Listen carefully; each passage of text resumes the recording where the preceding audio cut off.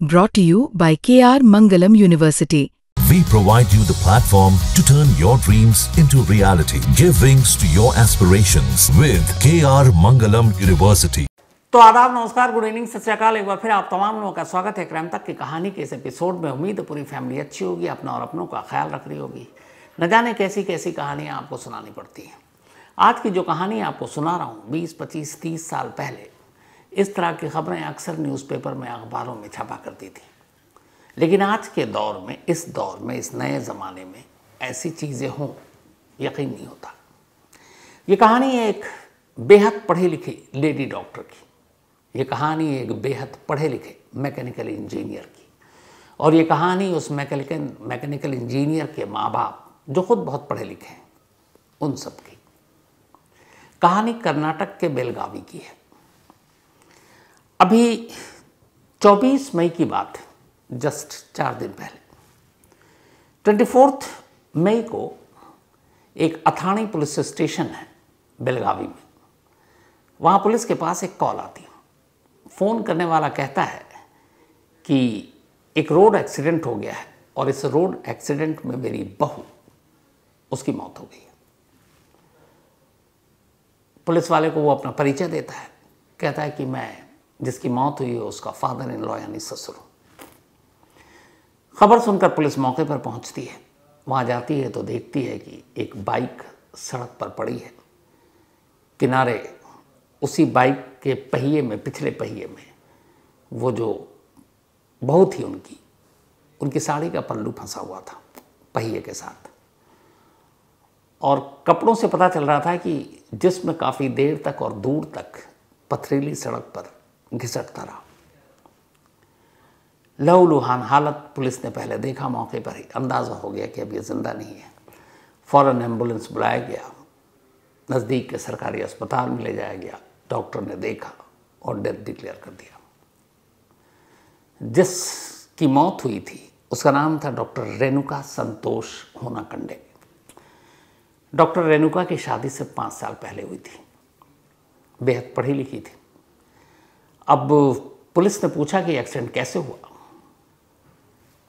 तो पता चला कि उस बाइक पर उस रात 3 लोग बैठे हुए थे। अब ट्रिपल राइडिंग तो जुर्म है। पुलिस वाले ने कहा आपको पता होना चाहिए, आप पढ़े लिखे हैं। तो उन्होंने कहा जी मजबूरी थी। तो ससुर साहब ने कहानी सुनाई। कहानी ये थी कि 24 मई को उनकी वाइफ यानी रेणुका की सास और रेणुका, सास और बहू, ये दोनों एक मंदिर गए थे। मंदिर उनके घर से कुछ दूरी पर, और मंदिर किसी मन्नत को मांगने के लिए गए थे। जब वो रात को लौट रहे थे तो आखिरी बस छूट गई। अब रात का वक्त था, वापस लौटने का कोई साधन नहीं। तब जो सास थी डॉक्टर रेणुका की, उनका नाम है जयश्री, उन्होंने अपने हस्बैंड को फ़ोन किया। जयश्री के हस्बैंड यानी कि कोमन्ना। तो मिस्टर कोमन्ना को फ़ोन किया जयश्री ने और कहा कि आखिरी बस हमारी छूट गई है, घर कैसे लौटेंगे, आप मोटरसाइकिल लेकर आ जाइए और हम दोनों को घर ले चलिए। तो इस फ़ोन के आने के बाद परेशान कोमन्ना बाइक लेकर पहुंचते हैं जहां उन्होंने बताया, बस स्टॉप पर। वहां जाने के बाद अब वो दोनों को बिठाते हैं। बाइक चला रहे हैं कोमन्ना यानी कि रेणुका के ससुर। बीच में बैठी हैं उनकी वाइफ यानी जयश्री, और सबसे पिछली पीछे की तरफ इन दोनों की बहू डॉक्टर रेणुका। उन्होंने कहा उसके बाद हम जब जा रहे थे तो अचानक बाइक का संतुलन बिगड़ा और मैंने देखा कि हमारी बहू नीचे गिर गई है और उसका साड़ी का एक सिरा पहिया से फंसा हुआ है। लेकिन बाइक की रफ्तार थी, जब तक मैं ब्रेक मारता हम काफ़ी आगे तक निकल गए। फिर बाइक रुकी, भाग कर आए तो देखा उस वक्त सांस चल रही थी। थोड़ी देर के अंदर अंदर उसकी डेथ हो गई। ये उनकी कहानी थी। अब पुलिस ने तफ्तीश की, लाश को पोस्टमार्टम के लिए भेज दिया। रोड एक्सीडेंट का मामला। पूछताछ के बाद सास ससुर को दोनों घर भेज दिया गया। अब इसके बाद यही मानकर अब तक पुलिस चल रही कि एक सिंपल रोड एक्सीडेंट का केस है। फिर इस हादसे की खबर मिली तो डॉक्टर रेणुका के घर वाले वहाँ आए, पुलिस स्टेशन आए, मुर्दा घर गए, पता किया कि क्या हुआ। तो जब वो पुलिस के पास गए तब उन्होंने अपनी एक कहानी सुनाई रेणुका के घर वालों ने पुलिस को। अब पुलिस ने उनकी कहानी सुनी। फिर रेणुका का जो हस्बैंड, उसका नाम है संतोष होनकांडे, पुलिस ने उसके बारे में पता किया तो पता चला जब यह हादसा हुआ तब वो घर पर नहीं था और शहर में भी नहीं था, मतलब सास ससुर ही थे। खैर पुलिस तफ्तीश कर रही रोड एक्सीडेंट के केस से। उधर रेणुका के घर वालों ने इल्ज़ाम लगाया कि उनकी बेटी को तंग किया जा रहा था, पति के ज़रिए भी, सास ससुर के ज़रिए भी। पुलिस को लगा हर घर में ये आम बात है, ऐसे झगड़े होते हैं, लेकिन यहाँ सारा सबूत जो है वो दिख रहा है कि रोड एक्सीडेंट का केस है। लेकिन उन्हीं पुलिस वालों से कुछ ने बड़ी गंभीरता से शिकायतों को सुना, थोड़ा चेहरा ऑब्जर्व करता है, सास ससुर के चेहरे को भी देखा, रात की घटना याद की, और सारी चीज़ों को मिलाकर उसे लगा कि कुछ गड़बड़ है। अब गड़बड़ जो थी उसकी पहली जो शक की बुनियाद थी वो ये थी, क्योंकि उस रात वो भी मौके वारदात पर गया जब ये पुलिस के पास फ़ोन आया कि एक रोड एक्सीडेंट हो गया। जब वो गए तो उन्होंने देखा कि जब बाइक से गिरी, किसी ने टक्कर मारी या किसी और वजह से संतुलन बिगड़ा, लेकिन संतुलन बिगड़ने के बाद सिर्फ एक ही शख्स बाइक से नीचे कैसे गिर सकता है? बाइक चला रहे और उसके बीच में बैठे हुए 3 लोगों के बैठने के बाद बाइक का बैलेंस वैसे ही बिगड़ सकता है। लेकिन यह हैरत की बात थी कि सिर्फ बाइक से एक ही गिरी, वो भी डॉक्टर रेणुका। बाकी 2 लोग बाइक से गिरे नहीं, ना उनके किसी चोट के निशान, ना बाइक पे कोई ऐसी रगड़। तो ये कैसे भला हुआ कि मतलब एक गिर जाए और बाकी 2 यूं ही बाइक चलाते रहें और संतुलन ना बिगड़े? उसने उन सारे पूरे बाइक की तलाशी ली, देखा हर तरफ, कहीं ऐसे कोई निशान नहीं। उन दोनों को भी चेक किया, कोई चोट के निशान नहीं।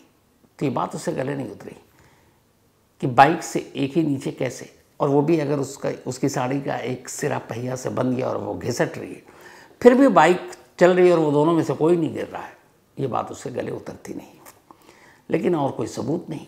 खैर सब इंतज़ार कर रहे हैं। तभी शुरुआती पोस्टमार्टम रिपोर्ट आती है। जैसी पोस्टमार्टम रिपोर्ट आती है पूरी कहानी ही पलट जाती है। पोस्टमार्टम रिपोर्ट में था कि डॉक्टर रेणुका के जिस्म पर एंटीमार्टम थे। मैंने कई बार आपको बताया है, एक होता है एंटीमार्टम, एक होता है पोस्टमार्टम। एंटीमार्टम वो जो किसी शख्स के जिंदा रहते हुए, उसकी सांसें चलते हुए उसके जिस्म पर कोई चोट हो, उसके निशान हो। मतलब एक जिंदा इंसान को जब आप मारेंगे, वो मुर्दा नहीं है अभी, तो फिर उसके ज़ख्म के जो निशान होंगे वो गवाही दे देंगे कि ये चोट तब के हैं जब ये जिंदा था। पोस्टमार्टम यानी कि एक शख्स को, जो एक मुर्दा है जिसकी जान जा चुकी है, मर चुका है, अब आप उसको चाकू मारो, आप उसको पत्थर मारो, कोई फ़र्क नहीं पड़ेगा। लेकिन जो रिपोर्ट आएगी पोस्टमार्टम की, उसमें पता चल जाएगा कि एक जिंदा इंसान को मारा गया या एक मुर्दे के साथ मारपीट हुई है। तो जो एंटीमार्टम बताया गया कि डॉक्टर रेणुका के जिस्म पर, ख़ासतौर पर सर पर और गले पर एंटीमार्टम के निशान हैं, यानी जब उसकी मौत नहीं हुई तब उस वक्त के। और सबसे ज़रूरी चीज़ ये थी कि मौत की एक वजह स्ट्रैंगुलेशन भी था, यानी गला घोटना। अब बाइक से गिरने से मौत और गला कैसे? तो एक ये हो सकता है कि साड़ी का पल्लू गले में फंस गया, बाइक आगे बढ़ती रही और वो घिसटती रही और गांठ गहरा हो गया और शायद गला घुटने से दम तोड़ दिया। मुमकिन हो सकता है, बाइक के पहिए में कई बार ऐसा हुआ है, फंसकर दुपट्टे से या साड़ी से गला घुट जाता है। इवन कई बार रिक्शे पे हुआ ऐसा। लेकिन पोस्टमार्टम रिपोर्ट साफ साफ बता रही कि एंटीमार्टम भी है। अब पुलिस के कान खड़े हुए, पुलिस ने अपनी तरफ से तफ्तीश की। इत्तेफाक से जिस जगह एक्सीडेंट हुआ वहाँ कोई CCTV कैमरा नहीं। तो अमूमन ऐसे केस में जो साजिश बुनी जाती है उसमें इस बात का ख्याल रखा जाता है कि आसपास कोई कैमरा ना हो, क्योंकि आप पकड़ में नहीं आएंगे। तब पुलिस ने तफ्तीश शुरू की, डॉक्टर रेणुका के घर वालों से पूछताछ की। सारी पूछताछ के बाद सारी कहानी अब पुलिस के सामने थी। पुलिस के सामने थी और अब पुलिस के सामने 3 किरदार, 3 आरोपी थे। तीनों को पुलिस ने गिरफ्तार किया। ये 3 थे डॉक्टर रेणुका के हस्बैंड संतोष होनाकंडे, डॉक्टर रेणुका के फादर इन लॉ यानी ससुर कमन्ना होनाकंडे, और डॉक्टर रेणुका की सास यानी मदर इन लॉ जयश्री होनाकंडे। 38 साल का संतोष, 65 साल के कमन्ना और 63 साल की जयश्री।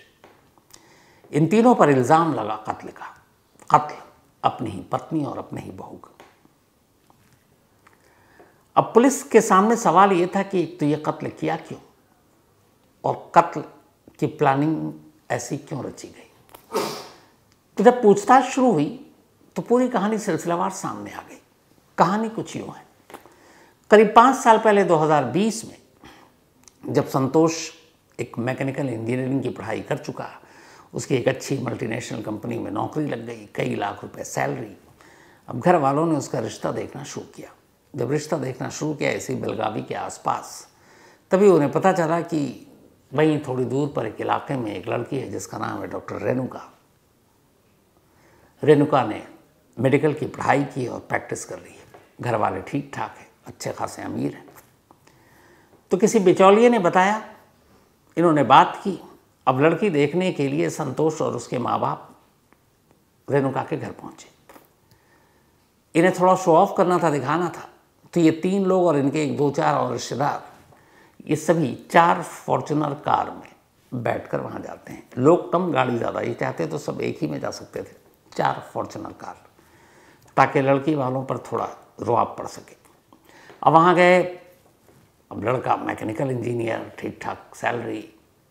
कोई भी माँ बाप अपनी बेटी को सुखी देखना चाहता, लगता है पैसे हैं, फिर पढ़े लिखी फैमिली है उनकी।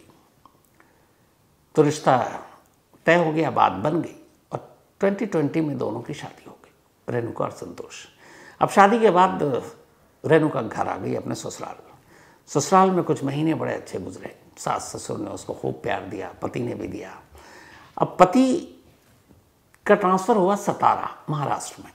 तो वहाँ चला गया वीक में, लेकिन छुट्टी जब भी होती सैटरडे संडे वो वापस आ जाता और फिर वापस चला जाता। ज़िंदगी पहले साल तक ठीक ठाक चलती रही, लेकिन जैसे ही पहला साल बीता, अब पति पत्नी के बीच खटपट शुरू हो गई। छोटी छोटी बातों पर लड़ाई। फिर ये हुआ कि कुछ वक्त सतारा में उसने अपने साथ रखा रेणुका को, संतोष ने। जब झगड़ा हुआ तो उसने लाकर अपने घर पे छोड़ दिया, माँ बाप के पास। यानी अब रेणुका सास ससुर के पास है, वो सतारा में है, कभी आता कभी नहीं आता। धीरे धीरे वक्त बीता। अब साल से 2 साल हो गए। 2 साल के बाद अब तक सिर्फ पति से झगड़ा हो रहा था। अब सास ससुर ने भी अपने तेवर दिखाने शुरू कर दिए, तमन्ना और जयश्री, रेणुका के सास ससुर। अब ताना इस बात पर दिया जा रहा था कि शादी के 2 साल हो गए और अब भी तुम्हारी गोद सोनी है, तुम माँ नहीं बन पाई, हम दादा दादी नहीं बन पा रहे हैं। जो मैंने शुरू में आपसे कहा था 25-30 साल पहले इस तरह की चीज़ें होती हैं, लेकिन आज के दौर में हो, अजीब लगता सुनकर। तो अब रेणुका को एक साथ 3 लोग टॉर्चर कर रहे हैं, उसका अपना पति और इधर सास ससुर। जुल्म ढाते रहे, वो सहती रही, वक्त बीतता रहा। 2025 आ गया, 5 साल बीत गए शादी के। लेकिन कमाल है डॉक्टर रेणुका का, वो सारे जुल्म सितम सहती रही, लेकिन पलटकर अपने घर, अपने मायके नहीं गई।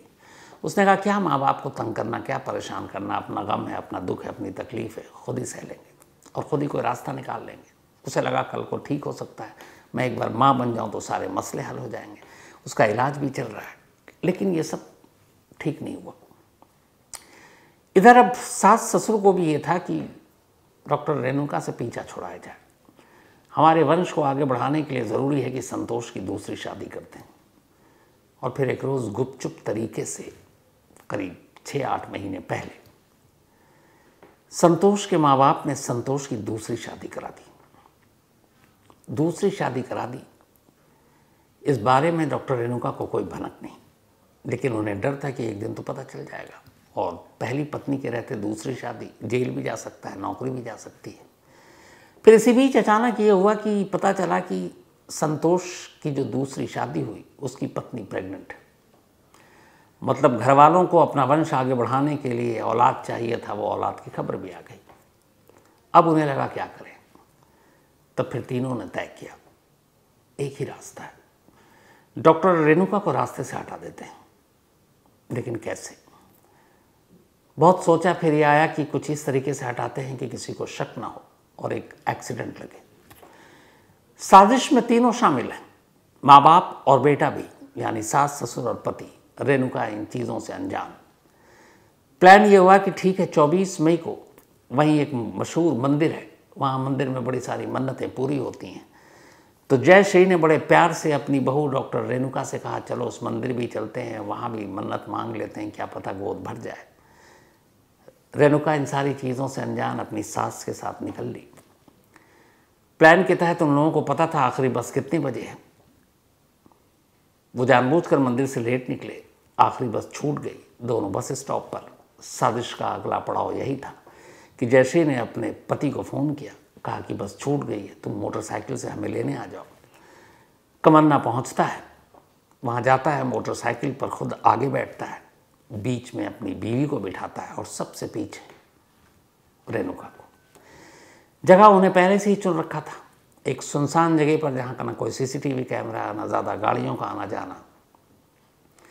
इशारा होता है, कमन्ना अपनी बीवी जो बीच में बैठी है जयश्री, उसको कोहनी मारकर सिग्नल देता है। जैसे ही वो सिग्नल देता है, जयश्री पूरी ताकत से पीछे बैठी हुई, क्योंकि पीछे कोई सहारा भी नहीं है, चलती बाइक से अपनी बहू को जोर से धक्का मारती है। थोड़ी सी जगह थी पीछे की सीट पर। बाइक की रफ्तार तेज, चलती बाइक से सास अपनी बहू को धक्का मारकर नीचे गिरा दी। बाइक कुछ आगे जाकर रुकी। दोनों बाइक को रोकते हैं, बाइक से वापस आते हैं उस जगह पर जहाँ पर डॉक्टर रेणुका गिरी हुई है। इसके बाद देखते हैं सर से खून बह रहा है, लेकिन उसकी सांसें अब भी चल रही हैं। वहीं पास में ढूंढता है ससुर कोई पत्थर, एक पत्थर मिल जाता, उठा कर लाता है। घायल पड़ी सड़क पर अपनी बहू के सर पर वही पत्थर जोर से मारता है, फिर उसका सर सड़क पर पटकता है। इसके बाद उसी के साड़ी के पल्लू से उसका गला घोट देता है। गला घोटने के बाद जब सास ससुर को यकीन हो जाता है कि रेणुका मर गई, तो फिर उस वही साड़ी का पल्लू वो अपने बाइक के पिछले पहिए में कुछ इस तरह फंसाता है कि ऐसा लगे कि गिरने के बाद वो पहिए में साड़ी उलझ गई और वो घिसट गई। इसके बाद उस पहिए के साथ उसकी साड़ी का पल्लू बांधकर करीब 120 मीटर सास ससुर बाइक पर बैठे हैं और बहू को घसीट कर ले जाते हैं। 120 मीटर 120 मीटर ले जाने के बाद अब उन्हें लग गया कि ये पूरा एक्सीडेंट का एकदम जो जैसे होता है वैसे हुआ है। अब वो साइड में बैठ जाते हैं, थोड़ी देर इंतज़ार करते हैं, फिर सब कुछ देख लेते हैं परफेक्ट। फिर अथाणी पुलिस को फ़ोन जाता है, खुद ससुर बताता है कि एक एक्सीडेंट हो गया है और यहाँ फिर पुलिस पहुँचती है। आगे की कहानी आपको मैंने पहले सुनाई। तो अब तीनों इस वक्त जेल में हैं। सोचिए, एक पढ़ा लिखा परिवार वंश बढ़ाने के लिए अपनी ही बहू को या अपनी ही पत्नी को कैसे मारा। और सोचिए ये भी कि जिस वंश को बढ़ाने के लिए उन्होंने अपने बेटे की दूसरी शादी की, उसकी वाइफ प्रेग्नेंट है, लेकिन अब पति को जेल में रहना होगा, सास ससुर भी जेल में होगा। अब जब वो बच्चा इस दुनिया में आएगा, हालांकि उसका कोई जुर्म नहीं है, क्या दादा दादी और क्या बाप का प्यार और गोद उसे मिलेगा? और उसकी उस दूसरी पत्नी का क्या, जो पता नहीं, जिसके सामने भी ये सच न बताया गया हो कि ये उसकी दूसरी शादी है, तो उसका भी क्या? एक चीज़ ने पूरे घर को बर्बाद कर दिया। हर बुरी चीज़ का अंजाम बुरा होता है, लेकिन हमेशा कहता हूँ काश पहले अगर आदमी यही सोच ले, आगाज़ से पहले अंजाम, तो बहुत सारे क्राइम होने से बच जाएंगे। तो ये थी आज की कहानी, लेकिन कहानी ख़त्म करूँ उससे पहले एक तो बर्थडे का सिलसिला शुरू करूँ, एक चीज़ आपसे शेयर करना चाहता हूँ। हमारे मोहसिन भाई एक बड़े अच्छे कैमरामैन, आपको कई बार बताया भी है, अमरोहा से हैं, जॉन एलिया की जगह से, और उनके रिश्तेदार भी हैं। और उनके एक भाई है बहुत ही टैलेंटेड, और जो उनके भाई साहब, उनकी एक फ़िल्म कल 30 मई को रिलीज़ हो रही है। मैं चाहूँगा कि क्राइम तक फैमिली जो मेंबर हैं ज़रूर देखें। मैंने उसका ट्रेलर या प्रोमो जो भी कहिए देखा, दिल को छू गया। फिल्म का नाम है चिड़िया। ये उड़ने वाली चिड़िया नहीं है, ये चिड़िया असल में जिससे हम बैडमिंटन खेलते हैं, कॉक, वो उसके ऊपर है। आप सिर्फ यूट्यूब पे हर जगह इसका प्रोमो और टीज़र है, तो आप देखेंगे, आपको प्रोमो और टीज़र देख के ही दिल जो है ना खिंचता चला जाएगा। तो मेहरान अमरोही इस फिल्म के राइटर भी हैं, डायरेक्टर भी हैं और हमारे मोहसिन के ब्रदर हैं। And all the best Mehran और मोहसिन भाई आपको भी। और मैं चाहता हूँ इस फिल्म को लोग पसंद करें, देखें। तो आप भी इसको ज़रूर देखिएगा। कल थिएटर में रिलीज़ हो रही है 30 मई को चिड़िया, मेहरान अमरोही के डायरेक्शन में और राइटर भी हैं। बहुत खूबसूरत कहानी है, तो उम्मीद है देखिएगा। और जो लोग देखें क्राइम द फैमिली मेंबर, अपनी राय ज़रूर दीजिएगा, उसको शामिल भी करूँगा। और बहुत सारे लोगों की कल की कहानी पे मैंने कहा था अपनी राय दीजिए, मैं चौंक गया, इतने सारे लोगों ने मेल लिखा तो मैं सबके नाम भी नहीं बता पाऊँगा। लेकिन थैंक यू सो मच उस कहानी के कमेंट्स के लिए। सिर्फ एक कमेंट्स अच्छे से याद है, उन्होंने कहा मैंने आपकी हर कहानी सुनी, आपने गुस्सा दिलाया, आपने सीरियस किया, आपने रुलाया, आपने शौक किया, आपने हैरान किया, परेशान किया, पर कल की कहानी सुनकर मैं मुस्कुराया और गुदगुदाया। तो चलिए, अच्छा है कि क्राइम की कहानियाँ में कभी कभी मुस्कुराने और गुदगुदाने का भी मौका मिल जाता है। लेकिन जितने भी लोगों ने, आप लोगों ने मेल किया, थैंक यू सो मच दिल से। और इसी के साथ आज शुरू करता हूँ अपना सिलसिला। आज रीटा यादव जी, इनका बर्थडे है, तो हैप्पी बर्थडे रीटा यादव जी। और ये CISF में है। और नंदिनी यादव, प्राउड डॉटर, ये नंदिनी जी की मम्मी है रीटा यादव जी। तो हैप्पी बर्थडे रीता जी। और CISF में है, कभी किसी मोड़ पर कहीं किसी शहर में शायद कभी आपसे मुलाकात हो जाए। Thank you so much and enjoy your day. Kaushik Talukdar, इनका भी आज बर्थडे है, तो हैप्पी बर्थडे कौशिक साहब। अनुप्रिया, इनका भी आज जन्मदिन है, हैप्पी बर्थडे अनुप्रिया। और ये दिल्ली में है अनुप्रिया इस वक्त, और इनके पेरेंट्स दिल्ली से बहुत दूर हैं। तो जाहिर सी बात है, माँ बाप के बिना इनका बर्थडे यहाँ मना रही हैं, तो थोड़ा अकेलापन, अफसोस भी हो रहा कि घर वाले साथ में नहीं हैं, मम्मी पापा नहीं हैं। और इनको अपने मम्मी के हाथ की खीर भी आज याद आ रही है। तो कोई नहीं अनुप्रिया, ज़िंदगी में कुछ हासिल करने के लिए, कुछ बनने के लिए बहुत सारी कुर्बानियाँ देनी पड़ती हैं। कोई भी माँ बाप अपने बच्चे को अपने से दूर नहीं करना चाहता, बच्चे भी माँ बाप से दूर नहीं जाना चाहते, पर ज़िंदगी की लड़ाई इसी तरह लड़ी जाती है। दुआ यही है कि अगली बार जब आपका जन्मदिन आएगा, आप पूरी फैमिली इकट्ठे होगी। लेकिन आज आपको happy birthday Anupriya, all the best, ज़िंदगी में खूब आगे जाए, हमेशा अच्छी रहें, खुश रहें, यही दुआ है। साथ ही अब्दुल वाहिद, इनका भी आज बर्थडे है, हैप्पी बर्थडे अब्दुल वाहिद। और ये मोहम्मद शुएब एंड उनकी पूरी फैमिली ने भेजा है। अब्दुल साहब, बहुत सारे लोग आपसे प्यार करते हैं, नाम देखकर मुझे पता चला। और इतने नाम लिख दिए हैं शुएब साहब ने कि सबका एक साथ पढ़ भी नहीं पाता, इसलिए मैंने शुएब एंड फैमिली कर दिया। श्रेया सिंह, इनका भी बर्थडे, हैप्पी बर्थडे श्रेया जी। और ये जया सिंह जी की मम्मी है। अधीर कुमार, इनका भी बर्थडे, हैप्पी बर्थडे अधीर। और ये भेजा रंजीत कुमार ने है। साथ ही पायल एंड विजय शर्मा, इन दोनों की आज एनिवर्सरी है। तो पायल जी और विजय साहब, आप दोनों को शादी की सालगिरह की बहुत बहुत बधाई, मुबारक। और ये भेजा है कीर्ति एंड संजय कांडपाल जी ने। तो इसी के साथ कहानी में आज इतना ही है। अब आपसे मुलाकात होगी कल रात 9 बजे किसी नई कहानी के साथ। तब तक अपना और अपनों का ख्याल रखिएगा। Thank you very much.